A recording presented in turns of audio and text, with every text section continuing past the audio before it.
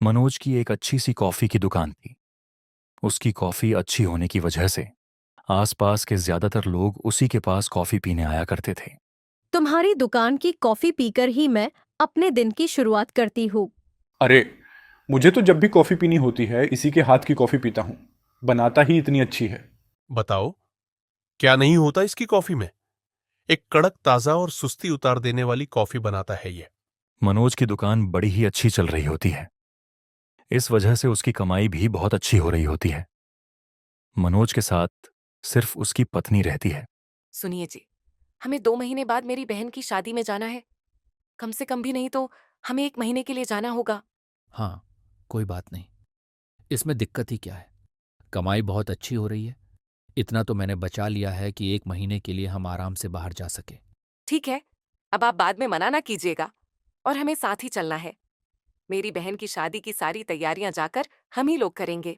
ठीक है, 2 महीने और अच्छी कमाई हो तो शादी में कुछ हम भी अच्छे से खर्च करेंगे। हाँ, दोनों पति पत्नी आपस में बड़ी खुशी से खुशहाल जीवन यापन कर रहे होते हैं। एक दिन मनोज अपनी दुकान में कॉफी बना रहा होता है। तभी प्रतीक नाम का एक आदमी उसकी दुकान पर आता है। दोस्त, मैं पास के ही गांव से यहाँ कुछ काम ढूंढने के लिए आया हूँ। क्या तुम मुझे आसपास कोई काम बता सकते हो? नहीं दोस्त, मुझे तो ऐसी कोई भी जानकारी नहीं है। आसपास किसी को ज़रूरत है भी या नहीं, मैं नहीं जानता। तुम किसी और से जाकर पूछ लो। ठीक है दोस्त, मेरे पास रुपए नहीं है।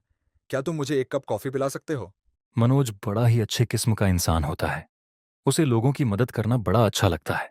हाँ हाँ, क्यों नहीं, अभी लो। मनोज उसे कॉफी देता है और कॉफी के साथ साथ एक बिस्किट का पैकेट भी। प्रतीक कॉफी बिस्किट लेकर मस्ती से खाने लगता है। तुम बहुत ही अच्छे इंसान हो। तुम चाहो तो मैं तुम्हारी दुकान पर काम करने को तैयार हूँ। अगर मेरे पास काम होता तो मैं तुम्हें ज़रूर देता, लेकिन मेरे पास कोई काम नहीं है। ऐसा मत कहो दोस्त। मेरी परेशानी समझो। मेरे परिवार की हालत बहुत खराब है। खाने को भी जुगाड़ मुश्किल से हो पाता है। इसलिए मैं अपने परिवार से अलग यहाँ काम ढूंढने आया हूँ। पहले जो काम करता था वह छूट चुका है। तो अब जो भी मुझे मिलेगा मैं वह काम कर लूंगा। तुम मुझे अपनी दुकान पर काम दे दो। मेरी तो बस ये छोटी सी कॉफ़ी की दुकान है। इसमें अगर मैं तुम्हें भी रख लूंगा तो तुम्हें देने के बाद मेरे पास कुछ खास नहीं बचेगा। कोई बात नहीं। तुम मुझे कुछ भी मत देना। जब तुम्हें लगे कि अब मुझे पैसे देने चाहिए तब देना। बस मुझे दुकान में सोने की जगह और एक टाइम पर खाना दे देना। बाकी मैं अपना देख लूंगा। तुम जो भी कहोगे मैं वह कर दिया करूंगा। मनोज थोड़ी देर सोचता है। वैसे तो मुझे दुकान में किसी की भी ज़रूरत नहीं है, लेकिन फ़िलहाल इसे काम की ज़रूरत है। अगर मैं इसे काम दे दूं तो क्या बुराई है? एक वक्त का खाना और सोना ही तो मांग रहा है। और अगर हो सकेगा तो महीने में कुछ रुपए भी दे दिया करूंगा। हाँ, ये ठीक ही रहेगा। मनोज उसकी बात मान जाता है और उसे काम पर रख लेता है। घर पहुंचकर यह बात वह अपनी पत्नी को बताता है। आज मैंने एक आदमी को काम पर रखा है। आज से वह हमारी दुकान देख लिया करेगा। अरे, लेकिन फिर उसको भी तो रुपए देने पड़ेंगे। इतना थोड़ी ना कमाते हैं हम। तुम चिंता मत करो, मैंने उससे बात कर ली है। उसे सिर्फ सोने के लिए जगह और एक वक्त का खाना चाहिए होगा। अब से तुम दोपहर में मुझे खाना दे दिया करना। वह वहीं खाना खा लिया करेगा और रात में दुकान में सो जाया करेगा। ऐसा करने की जरूरत क्या है? वैसे तो कोई खास ज़रूरत नहीं है, लेकिन तुम्हारी बहन के यहाँ जब 1 महीने के लिए हम जाएंगे तो दुकान बंद रहेगी। उस वक्त दुकान की कोई कमाई नहीं होगी। ऐसे में अगर प्रतीक होगा तो दुकान वो देख लिया करेगा और इसी तरह हमारी दुकान की कुछ ना कुछ कमाई हो जाया करेगी। हाँ, फिर ठीक है। लेकिन भरोसे का तो इंसान है ना। किसी अनजान को तो नहीं रख लिए आप? हाँ, ये तो मैंने सोचा ही नहीं। तुम सही कह रही हो। मैं उसके बारे में कुछ जानता ही नहीं हूं। कहाँ से आया है, क्या करता था, उसका घर कहाँ है, उसने कुछ भी नहीं बताया है। मैं उससे कल ही ये सब पूछ लूंगा। हाँ, इंसान के बारे में जानना भी तो जरूरी है। अगले दिन मनोज प्रतीक से पूछता है। प्रतीक, तुमने अभी तक कुछ बताया नहीं अपने बारे में। तुम कहाँ से हो, यहाँ क्यों आए हो, पहले क्या करते थे, और तुम्हारे घर में कौन कौन है? मुझे कुछ भी नहीं पता है। कम से कम मुझे कुछ तो बताओ अपने बारे में। दोस्त, तुम बेवजह ही मुझ पर शक कर रहे हो। मैं यहाँ पड़ोस के गांव से ही आया हूँ और अपने लिए एक नई जगह पर काम ढूंढना चाहता हूँ। लेकिन अगर तुम्हें मुझ पर जरा सा भी शक है तो मैं अभी चला जाता हूँ। मनोज को थोड़ा सा बुरा लगता है और वह प्रतीक को रोकते हुए कहता है। नहीं नहीं, मेरा वह मतलब नहीं था। मैं तो बस जानना चाहता था कि तुम कहाँ से आए हो प्रतीक। प्रतीक मनोज की दुकान पर काम करने लगता है और मनोज भी धीरे धीरे प्रतीक को काम सिखाने लगता है। देखो प्रतीक, दूध में कभी भी पानी नहीं मिलाना, लोगों को अच्छे और ज्यादा दूध की कॉफी पिलाना, और कॉफी अच्छे से डालना। कॉफी को ज्यादा मीठा भी नहीं करना, ठीक है? अब प्रतीक भी कॉफी बनाने लगता है और मनोज धीरे धीरे दुकान का थोड़ा बहुत काम प्रतीक को सौंपने लगता है। प्रतीक, मैं घर जाकर तुम्हारे लिए खाना ला रहा हूं, तब तक तुम दुकान को देख लेना। हाँ हाँ बिल्कुल, तुम चिंता मत करो। मनोज घर पर खाना लेने चला जाता है। प्रतीक की दुकान पर ग्राहक आता है। एक बढ़िया सी कॉफी देना मेरे लिए। प्रतीक कॉफी देता है और ग्राहक कॉफी पीकर बड़ा खुश होता है। वाह, तुम तो बिल्कुल मनोज जैसी कॉफी बनाते हो। ग्राहक भी प्रतीक पीक से बड़े खुश होते हैं। अब मनोज का दुकान पर जाने का सिलसिला बदल जाता है। वह सुबह की जगह दोपहर में दुकान जाता था। सुबह से दोपहर तक प्रतीक ही दुकान देखता था। दोपहर को मनोज प्रतीक के लिए खाना ले जाता और शाम में जल्दी घर आ जाता। रात में प्रतीक वही खाना खाकर दुकान में सो जाया करता था। बड़ा आराम हो गया है जब से प्रतीक आया है। पहले मुझे कितनी भागदौड़ करनी पड़ती थी, सब कुछ खुद ही देखना पड़ता था। अब आधे से ज्यादा काम तो प्रतीक ही देख लेता है और मांगता भी कुछ नहीं है। कितना अच्छा इंसान है। हाँ, अब हम प्रतीक की वजह से शादी में ज्यादा दिन रुक सकेंगे। पहले हम 1 महीना ही रुकने वाले थे, अब हम 2 महीने आराम से रुक कर जाएंगे। हाँ हाँ, क्यों नहीं, तुम चिंता मत करो, प्रतीक सब देख लेगा। शादी में जाने से पहले प्रतीक को बताता है। प्रतीक, मैं 2 महीने के लिए अपनी ससुराल जा रहा हूं। मेरी साली की शादी है और उसकी शादी का सारा इंतजाम मुझे ही देखना है। इसलिए 2 महीने के लिए दुकान तुम चलाओगे। सभी ग्राहकों से अच्छे से पेश आना और कॉफी हमेशा अच्छी बनाना, और किसी को भी उधार में कुछ मत देना। मनोज, तुम बिल्कुल भी चिंता मत करो, यहाँ मैं सब कुछ देख लूंगा। तुम आराम से शादी करा के आओ, बस आते समय मेरे लिए मिठाई जरूर ले आना। अरे, ये भी कोई कहने की बात है, जरूर लाऊंगा। मनोज पत्नी को लेकर गांव जा रहा होता है, तभी उसकी पत्नी उससे कहती है। आपको क्या लग रहा है, हम सही तो कर रहे हैं ना दुकान प्रतीक पर छोड़कर? अरे, तुम चिंता मत करो, मुझे सब पता है कि दुकान में कितना माल है और वह कितने का बिक सकता है। मैं लौट कर देखूंगा और जितना सामान बिका होगा प्रतीक से उतने रुपए लूंगा। तुम बिल्कुल भी चिंता मत करो। मनोज अपनी पत्नी संग गांव चला जाता है और उसके जाते ही प्रतीक को दुकान पर अधिकार मिल जाता है। बस इसी मौके का तो इंतजार कर रहा था मैं।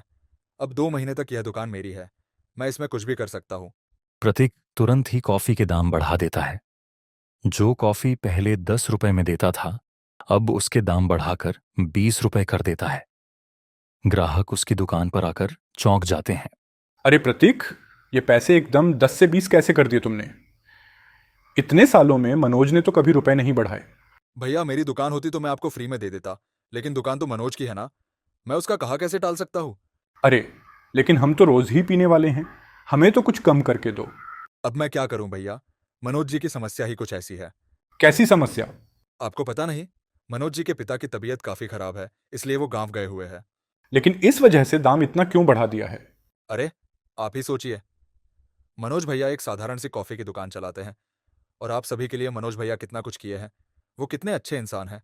अब उनके पिता के इलाज के लिए कितने सारे पैसे लगे गए, तो वो कहाँ से लाएंगे, इसलिए उन्होंने कहा है दाम भरने के लिए। हाँ, ये तो है। मनोज बहुत ही अच्छा इंसान है। जब भी किसी को मदद चाहिए हो तो वह जरूर ही मदद करता है। कितनी बार तो उसने मुझे उधार पैसे दिए हैं। तो अब तो हम लोगों की बारी है, अब हमें मनोज भैया की मदद करनी चाहिए।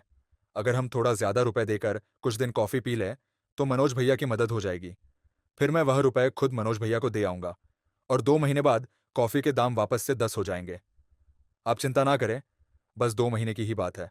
अरे ये बात है, फिर तो तुम 20 क्या 40 ले लो मुझसे।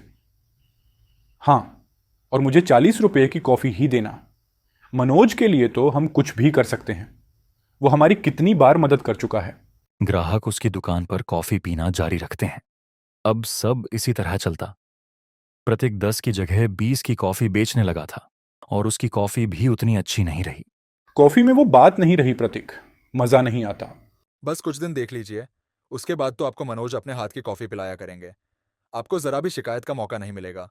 मैं भी अपनी तरफ से कुछ ना कुछ जरूर करूंगा आपके लिए, पूरे दूध की कॉफी बनाया करूंगा। खैर, अभी आप यह नमकीन और यह बिस्किट्स खाइए। वह सभी को नमकीन और बिस्किट आधे दामों पर देने लगता है। चलो कम से कम नाश्ता तो अच्छा हो जाया करेगा। जल्दी ही मनोज की दुकान खाली होने लगती है। अब लोग कॉफी के साथ साथ बिस्किट और नमकीन भी लेते हैं, जिससे प्रतीक की बहुत अच्छी कमाई हो रही थी। और इन 2 महीनों में प्रतीक ने काफी रुपए इकट्ठे कर लिए थे। उसे इस बात से कोई फर्क नहीं पड़ रहा था कि ग्राहक दुकान से खुश हैं कि नहीं। उसके मन में तो कुछ और ही था। और ही अब 2-3 दिन में मनोज अपनी पत्नी के साथ आने वाला होगा। अब मैं चला जाता हूँ। वो आकर दुकान देखेगा तो उसके होश ही उड़ जाएंगे। मनोज के आने से पहले ही प्रतीक वह दुकान बंद करके चला जाता है।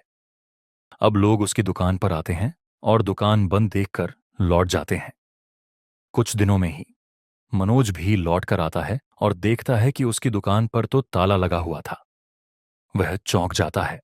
प्रतीक तो कभी भी दुकान में ताला नहीं लगाता था। वह दुकान के अंदर ही सोता था, तो ताला लगाने की क्या बात। क्या पता वह कहीं बाहर गया हो। मनोज आसपास पता करता है तो उसे पता चलता है कि प्रतीक 2 दिन पहले ही दुकान बंद करके कहीं चला गया है। लेकिन वो बिना बताए कहाँ चला गया। अब यह तो वो बताकर नहीं गया। तुम बताओ, तुम्हारे पिता की तबीयत कैसी है? तुम्हारी पिता की तबीयत? आप ऐसा क्यों पूछ रहे हैं? वो तो बहुत स्वस्थ है और अपने गांव में है। हाँ, प्रतीक ने बताया था तुम्हारे पिता की तबीयत ठीक नहीं है और इसीलिए तुम गांव गए हो। लेकिन मैं तो अपनी ससुराल गया था। क्या? लेकिन प्रतीक ने तो हमें यह नहीं बताया, और उसने तो कॉफी का दाम भी बढ़ाकर 20 कर दिया था कि तुम्हें रुपए की जरूरत है। लेकिन उसने आप सबसे झूठ क्यों बोला? वो छोड़ो, पहले अपनी दुकान पर जाकर तो देखो। मनोज तुरंत ही अपनी दुकान खुलवाता है। दुकान खुलने पर वह देखता है कि दुकान तो खाली पड़ी है। अरे, मेरी दुकान खाली कैसे है? इसमें इतना सारा सामान था। अब न बिस्किट नजर आ रहे हैं, न नमकीन नजर आ रही है। पूरी दुकान खाली कैसे है? अरे भाई मनोज, प्रतीक रोज ही नमकीन और बिस्किट आधे दामों पर देता था। रोज लोग खूब सामान ले जाते थे, और उसने कॉफी का भी दाम 20 कर दिया था। लोग भी बिस्किट और नमकीन आधे दामों पर मिलने से बड़े खुश थे। सब बहुत सारा सामान लेकर जाते थे और रोज कॉफी पीते थे। भले ही कॉफी वह जरूर खराब बनाता था, पर 2 महीने की बात थी तो हमने वह कॉफी झेल ली और यह सोचा कि हमारे ज्यादा रुपए देने से तुम्हारी कुछ मदद भी हो जाएगी। मनोज सब समझ जाता है और तुरंत ही गल्ला खोलकर देखता है। उसमें 1 रुपया भी नहीं होता। प्रतीक ने मुझे धोखा दिया है। उसने मेरी अच्छाई का फायदा उठाया है। जैसे ही कुछ दिन के लिए उसे दुकान मिली, वो सारा सामान बेचकर और कॉफी से कमाए रुपए लेकर भाग गया। मेरा बहुत बड़ा नुकसान हो गया है। इतना मुनाफा तो मैं 6 महीने में कमा पाता था, जितना उसने 2 महीने में मुझे लुटा दिया है। हे भगवान, अब मैं क्या ही करूं? देखा भाई, किसी पर हद से ज्यादा भरोसा नहीं करना चाहिए, और खास तौर पर अपने यहां काम करने वाले लोग तो अपने भरोसे के ही होने चाहिए। किसी भी अनजान इंसान पर अपना काम ऐसे सौंप कर नहीं जाना चाहिए। पत्नी मनोज को सांत्वना देते हुए समझाती है। मैंने आपसे पहले ही कहा था कि इस तरह किसी भी अनजान इंसान पर भरोसा नहीं किया जा सकता। आपको थोड़ा सतर्क रहना चाहिए था। वह हमारी अच्छाई का फायदा उठा गया है। खैर, अब परेशान ना हो। आपने इस दुकान को तब बनाया था जब आपके पास कुछ नहीं था। अब तो आपके पास घर और भी बहुत कुछ है। इस दुकान को वापस खड़ा करेंगे। मैं आपका पूरी तरह से साथ दूंगी। हाँ मनोज, तुम चिंता मत करो, हम सब तुम्हारे साथ हैं और तुम फिर से अपनी दुकान शुरू करो। हम इसमें तुम्हारी हर तरह से मदद करेंगे। सबकी बातें सुनकर मनोज को हिम्मत आती है और वो एक बार फिर से शुरुआत करता है और उसकी दुकान पहले से भी ज्यादा अच्छी चलने लगती है। ऐसे और वीडियो के लिए सब्सक्राइब कीजिए हमारे चैनल, जिसका नाम है भक्ति और शक्ति को प्रणाम।